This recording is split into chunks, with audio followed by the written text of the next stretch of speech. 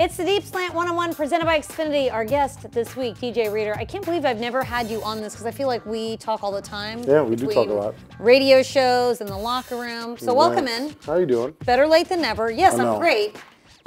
Season's done. It's in the books. And I'd like to congratulate you on being named 2019 Walter Payton Man of the Year for the Texans. Thank you. I appreciate that. Thank you. Romeo Cornell says you don't get very many accolades for doing what you do, but people are talking about you in the season. Yeah, my friends, family, and the fans notice. So that's good. And I'm being able to make an impact this year, and so it's been huge for me. I enjoy my position. Not much notability and not like much going on. It's fun. It's cool being in the spot that I'm in. You like to not be in the spotlight. It's just cool. You got other cooler positions. I understand like wide receiver and those guys. They're fun. Like I like watching them too. I wouldn't really be watching me as much if I didn't play the position. I think you guys are cool. You have T-shirts. You're the Lynchville crew. We're fun, but like You're fun? I feel like I can still like go everywhere and still, like I said, have that little spot where like people don't really notice who you are. People don't recognize you when you're out and about? They like, I mean, I'm sure kind of, but like they're not for sure. So it's always like, oh, and by the time I'm already gone by then, you know what I mean? I'm already pushed my cart by. That's probably not the case if you're traveling with JJ, if you're out and about with JJ. Yeah, you can't go places with him. He's kind of. You have to leave him home. If they don't guess on him. They know. They're spot on. Yes, I can see that. I mean, humans walk around his size. Yeah, I'm gonna get to JJ in a bit. But first, okay, this week, wild card week, it's playoffs. I think it's a fun week because you're one of just a few teams that are out there practicing. What's this week like for you as a player? You've got to experience a few times. It's amazing. It's crazy.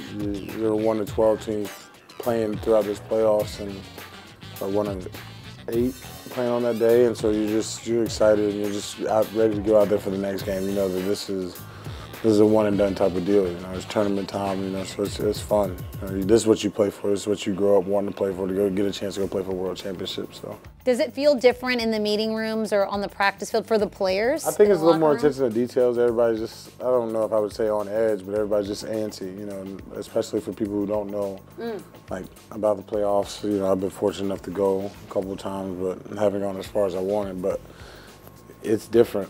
It's different. It's a different style ball. Everything's that much more important because you don't just got the next Sunday to count on. You're playing to get to the next Sunday, to earn the right to play the next Sunday after that every time.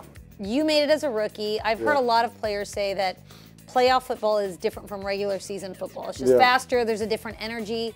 Is that what you felt like? I mean, you were already a rookie, so you're getting adjusted to the speed of the game. So what was that like, making that jump to the playoffs? It's crazy. It's faster. Everybody's, you're scheming up week to week. You're scheming up for 1 week. You're putting all your eggs in that one basket for 1 week. You're not holding anything back. So it's different. You never know what you're going to get. People bring out different things. And so it's fun, but it's still the game within the game. So you got to go out there and play your game. And like I said earlier, just earn your right to play the next week. How do you feel about this season? You've set some single season career highs. You did it in quarterback hits. You more than doubled your previous total. And then you've got a single season career high in sacks, TFLs. I mean, you're having quite a year. So how does it feel going into the playoffs with sort of the season that you've had this year? And what do you think was part of that success this year for you? I think it feels good. We're playing good ball with my guys right now, and that's fun. It's always awesome to go out there and play with my brothers.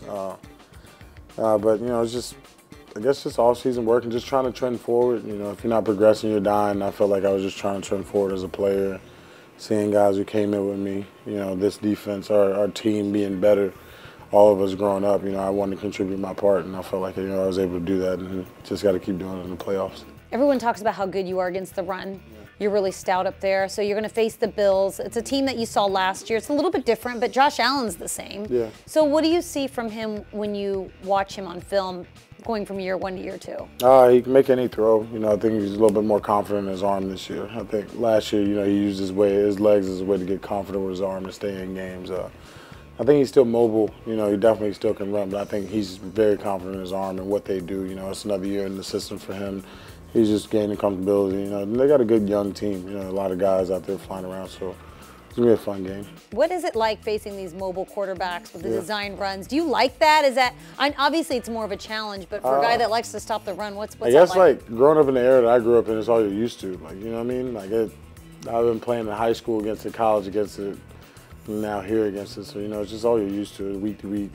I guess it changes. You have some guys that stay in the pocket a little bit more, but you just get so used to it because it's all you play against now, especially the way like college ball is trending, the way the NFL is trending, it's all you go against. So it's like, it's a new phase of the game. What do you think is the biggest key to defending against the run? Is it going to be technique? Is it going to be film study? Is it just reps? I think there's just a lot that goes into it. You know, a little bit of luck goes into it, and then a little bit of just not letting them get you outside your game, but also being aware that they're mobile quarterbacks. They're not just going to stand there. You can't give them big wide rush lanes, but you can't focus on that too much and get outside of what you do as a player, you know? I remember once on one of our radio shows you said in every game, you know exactly what's going to happen. You know what the other team's going to do. It's just a matter of whether or not you can execute what you need to do to stop it. I feel like everybody kind of has an idea what people are going to do.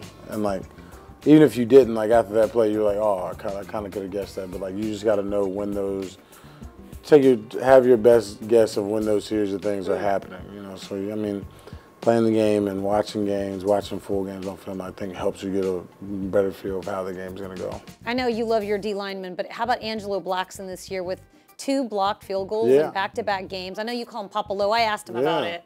What do you think of Popolo and what he's been able to do? Good, man. You know, he just actually had another baby today, which is... Oh, he's super Popolo. Yeah, I had a baby girl, so you know, that's a big congrats. But, you know, he's been doing a good job, and he's just getting his hand up. You know, me, him, and Carlos, and the guys in that field goal block team doing a good job getting some push. And Lowe's probably got the best vertical out of all of us, so he's the one that jumps. He might have the shortest arm. Which is surprising when you look at him, because he's a big guy. Like, yeah, but you know, so much height. Lowe's, he's explosive. He's an explosive guy, so he's a little more bounce than us, so we let him do the jumping. All right, JJ, obviously the big news is with JJ and him coming back to the practice field. Tell me what it's like when JJ's on the field versus when he got hurt and then when he was gone. How much did it adjust what you had to do? I know everybody else had to sort of step up, and no one player can make up for JJ being gone. But what was that transition like for you? What will it be like now that he's back on the field? I think it's going to be, you know, just fun having him back out there, you know, just out there running around with us, getting after it. You know, I think that's like the biggest thing. And, you know, having him out there is, it helps, just taking breaths and just like you being able to go out there and being like, all right, this is what we're doing. This is our guys back out there. So, you know, we're excited. But, you know, it's just, it was different. You know, it's different for all of us. You know, a lot of us aren't used to out there playing on that island that he plays on. So, you know, going out there for us, just bigger guys, is a little bit different. But it's good to be having back, especially at this time of the season. It's important to have that leadership, that leader back, and that player back on the field, you know, that production. Do you notice a difference in him back on the field after the injury? Obviously, he's gone through his share of injuries, but to come back in a season where he wasn't expecting to come back, does he just seem different out on the field? Yeah, I think he's just excited. I don't even know if I see like different play yet, but I think he's just excited to be out there just like a kid who just got, you know, their second chance. You don't get those often, so he's excited to take advantage of it. All right, so it's the end of 2019, so I've got to ask you, your favorite play that you were involved in 2019. Since you don't get a lot of accolades, I want you to put your favorite play out there. Favorite 1 or 2 even. That pick 6 by Robe against Tampa was pretty cool, just because me and him had just like talked about it before the game. And it wasn't necessarily my play, but it was just exciting to go out there. You know, he had been banged up a couple weeks before, and then now he's back out there and he catches a pick 6 the first play of the game. That was pretty cool. You talked about him possibly getting a pick? I told him, Robe, I'm tired of everybody else taking pictures in the end zone. We don't get to take no pictures in the end zone. I was like, when are we going to get to take a picture in the end zone like every other team? Take a picture in the end zone. Yeah, so I was excited about that part. That was probably that, and then the first sack this year, you know, I got it on my own, so that was really exciting. I think that was fun. I like your celebration. I hope we get to see a lot more of the Grave Digger. Hopefully I get something to play off. Maybe a different celebration, or maybe you're gonna add to it. Maybe I'll add to it. We'll see. Okay. All right. We hope we see you a lot more in the weeks to come. DJ Reader, thanks so much. Thank you. Appreciate it. Thanks for watching. Subscribe to our channel and ring the bell to know when we post new content. Have a question you want me to ask our players? Leave it in the comments below.